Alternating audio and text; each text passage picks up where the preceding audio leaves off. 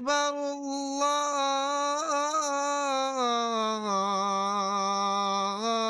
الله أكبر أشهد أن لا إله إلا الله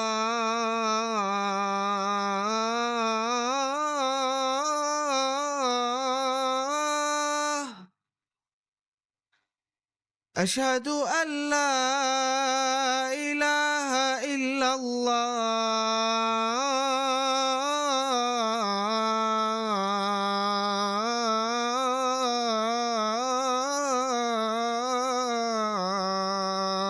الله أشهد أن محمدا رسول الله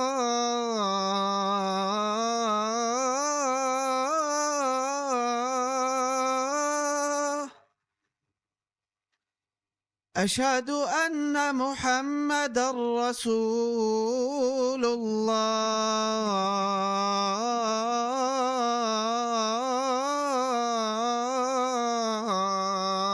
الله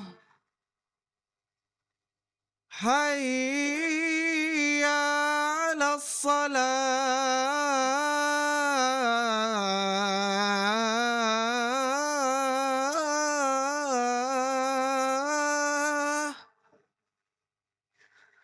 حي على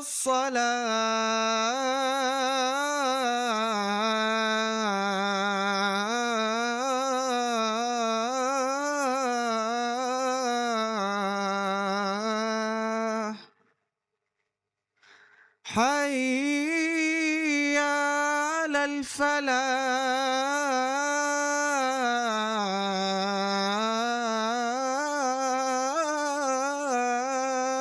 الفلاح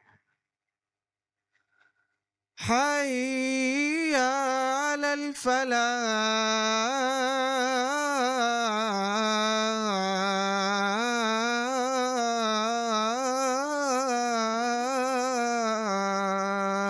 الفلاح الله أكبر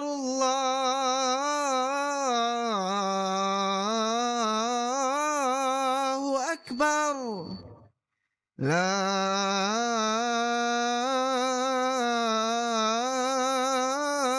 إله إلا الله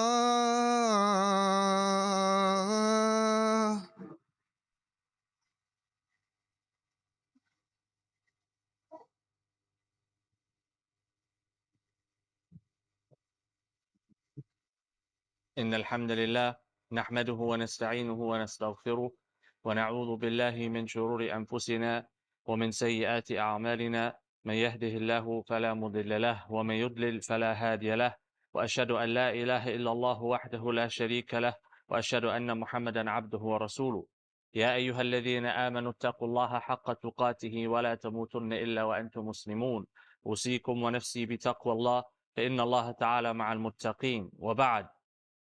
Allah subhanahu wa ta'ala, from His mercy, has given us the deen of Islam, the framework of Islam, to meet the needs of man on earth, whilst also serving the purpose that Allah subhanahu wa ta'ala has placed us here for. Allah subhanahu wa ta'ala, He says, وَمَا خَلَقْتُ الْجِنَّ وَالْإِنسَ إِلَّا لِيَعْبُدُونَ. I have not created man or jinn and man except but to worship. And Allah subhanahu wa ta'ala, when speaking to the angels about Adam alayhi salam, He said that He is going to place on the earth a Khalifa, a vicegerent, a deputy, one who will deputize on behalf of Allah subhanahu wa ta'ala and carry out that which Allah azza wa jal wants to see from us. And so, bearing this in mind, it's very important that we understand Islam is not to serve us, but rather we are to serve Islam. We are vehicles for Islam. Islam is not a vehicle for us. But whilst we are using or utilizing that which Allah has given us to serve Him and to serve Islam, our needs are also going to be fulfilled. An example of this can be found in the sacred bond that is marriage.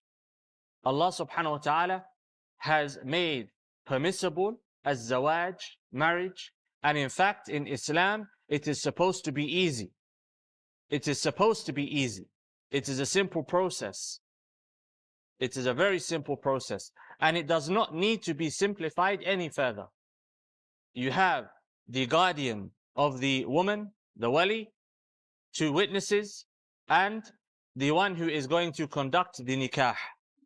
And in this day and age, it is very important that the individual conducting the nikah is associated with an accredited and recognized institution. Why? For the purpose of regulation, and that is besides the point of this address.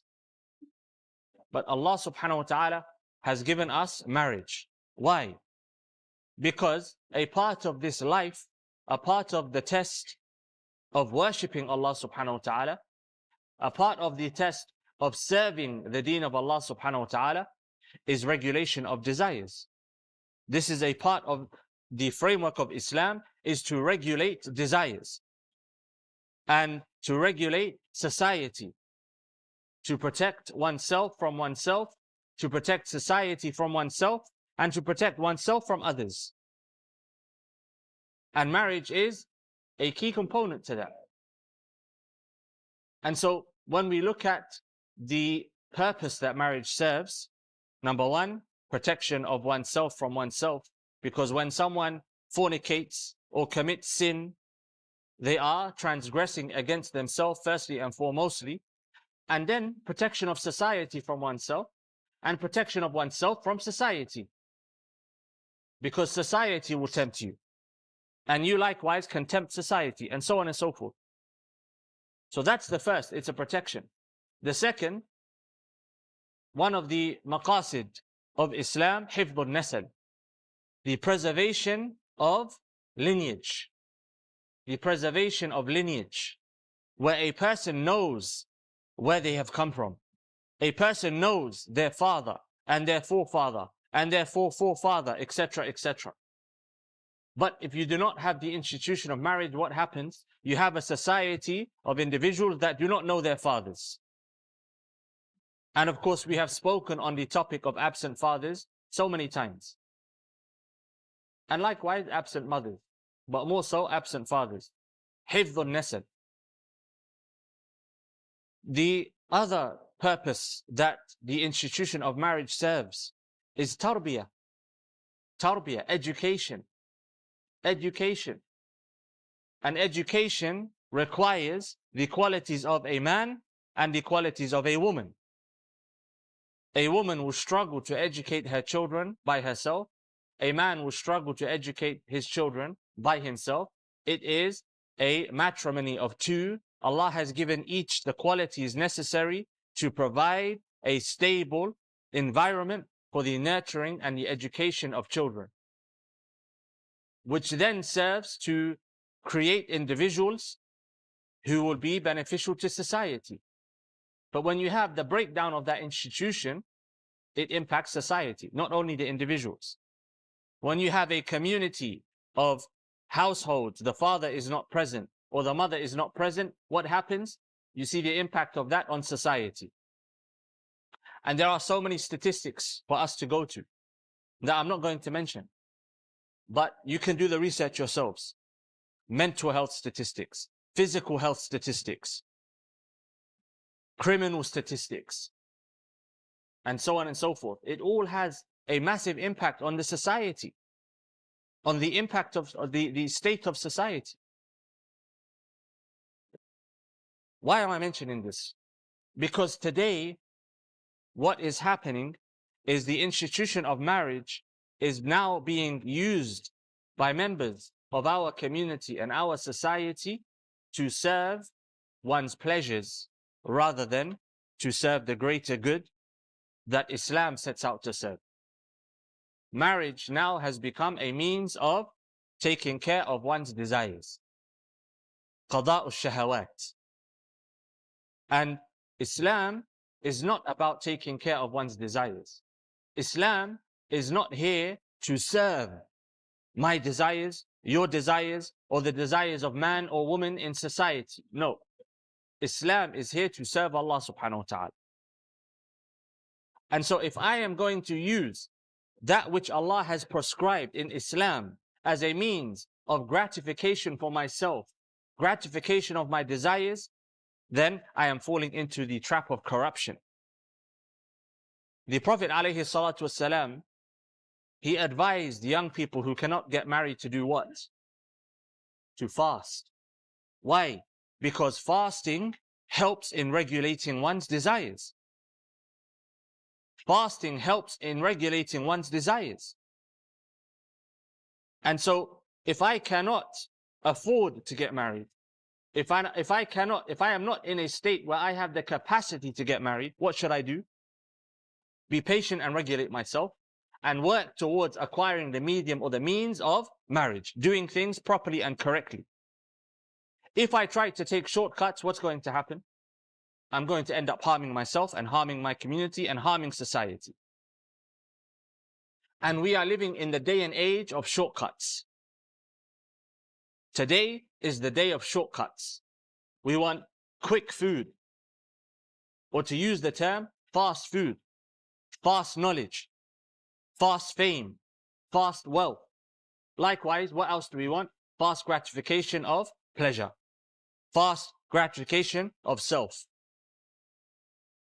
And if you are in a society which is sick, you are going to be tainted by the sickness of that society. And unfortunately for us, we're living in a world where the sicknesses have now become globalized. It's a global pandemic. A global pandemic. And we are seeing this in the way that we are approaching marriage. The way that we are approaching marriage. Where I look to marriage now, not about raising a family, not about protection of one's dignity and honor, not about serving the deen of Allah subhanahu wa ta'ala, but I look at marriage as a means of gratifying my needs. And this is going to lead to the breakdown of our communities. And in fact, it's happening today. It's happening. And the reason I speak about this is because if we do not put a plug in this now, we are going to suffer in generations to come.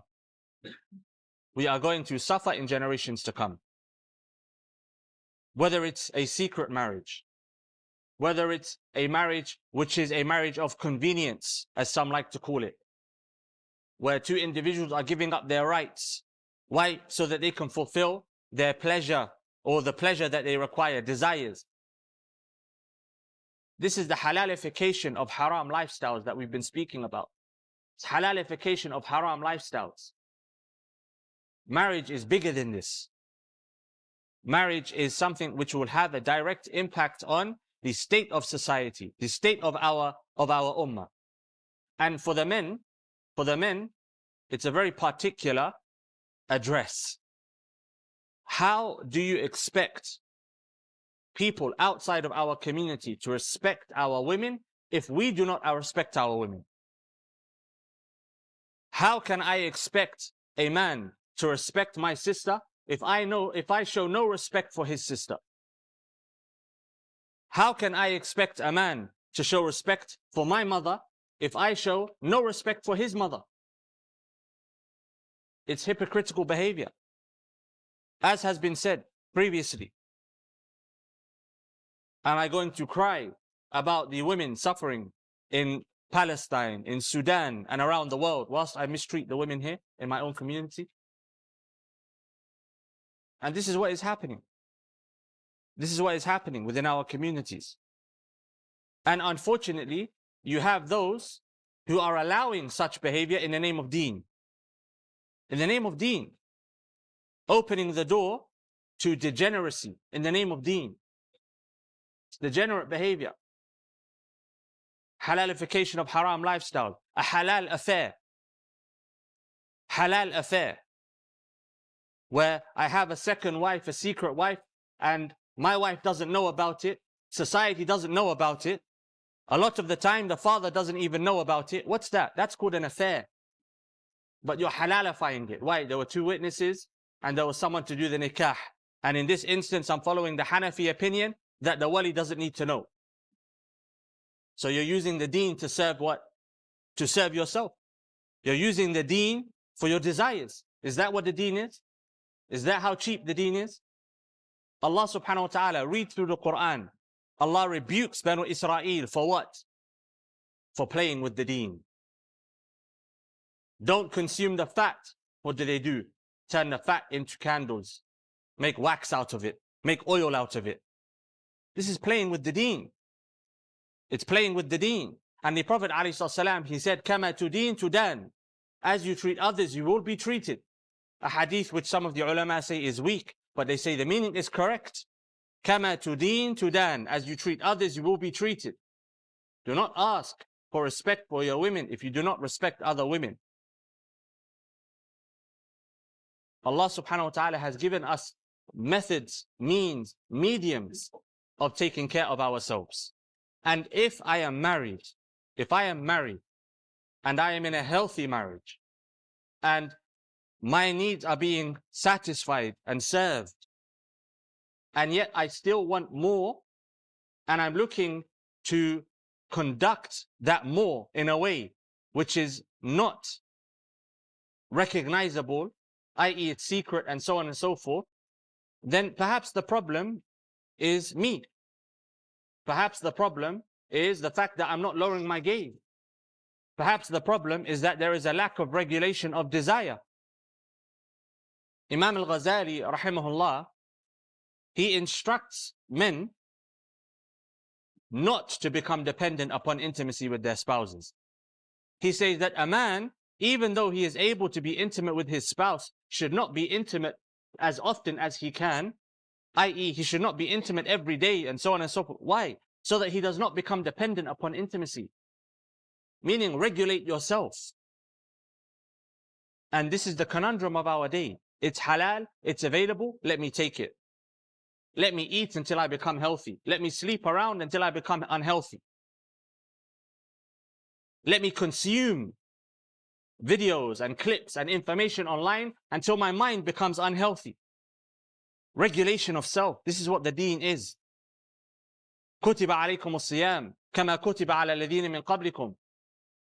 Fasting has been prescribed. Why? لَعَلَّكُمْ تَتَّقُونَ. So that you may acquire taqwa. And what is the secret ingredient here for taqwa? As-sabr. يَا أَيُّهَا الَّذِينَ آمَنُوا اسْتَعِينُوا بِالصَّبْرِ وَالصَّلَاةِ. Oh, you who believe, seek aid in what? As-sabr was-salah. Patience and prayer. And the ulama, they say as-sabr here is what? Siyam. Fasting. Allah is with who? مَعَ الصَّابِرِينَ. With the patient. Not every time I desire something, I go after it. Umar al-An, he said, نحن قوم لا نأكل إلا إذا جئنا وإذا أكلنا ما شبعنا. He said, we are a people, we do not eat unless we become hungry. And when we do eat, we don't fill ourselves. And there are multiple types of hunger. It's not just hunger for food. We are going to destroy ourselves. We don't need to point out the enemies that want to destroy Islam if we're going to destroy ourselves. And if we start to ruin our homes, it is the path to destruction. Look to any community which has fallen into degeneracy, you will find the homes broke down before the degenerate behavior became accepted and normalized. The institution of marriage is an institution which is sacred. And we are going to be asked about it on Yawm al-Qiyamah. It's not simply a means of gratifying myself, pleasure seeking. No. Say the same about food. We don't eat simply because we enjoy eating. There is a purpose behind it. And if you overfill yourself, you are oppressing yourself. Likewise in marriage, likewise in intimacy, likewise in drinking, likewise in anything else. أقول قولي هذا واستغفر الله لي ولكم ولسائر المسلمين فاستغفروه إنه هو الغفور الرحيم.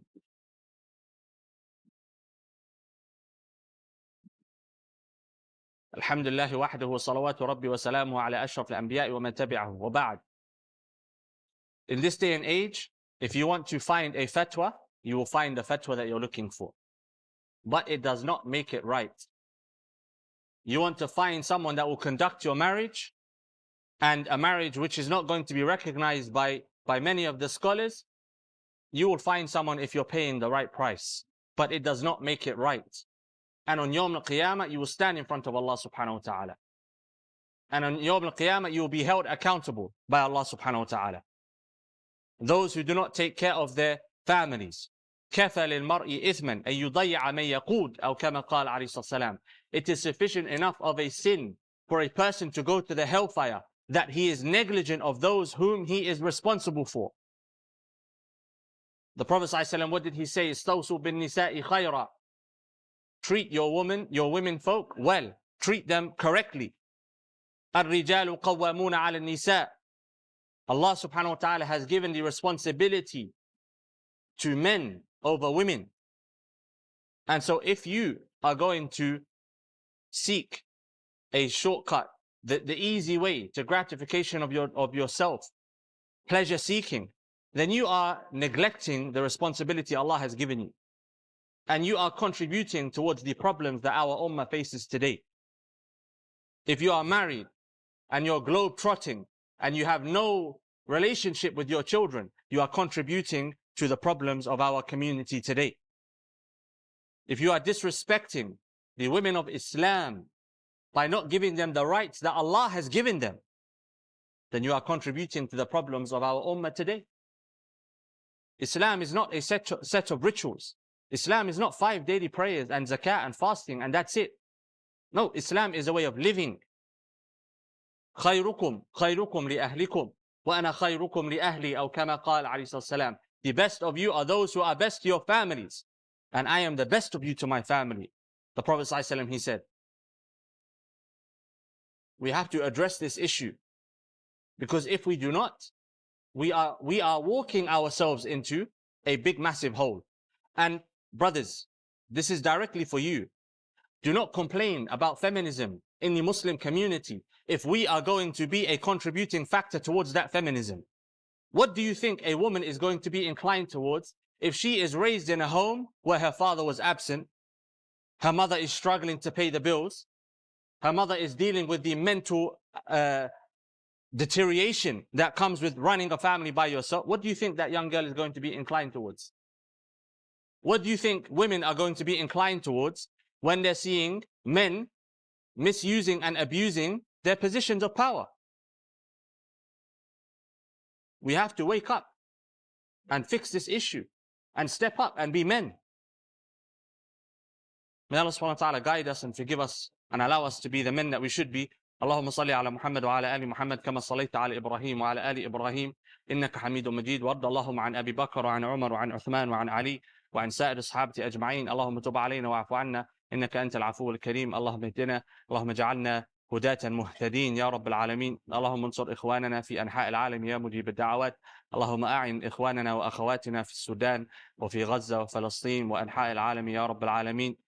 وأقم الصلاة.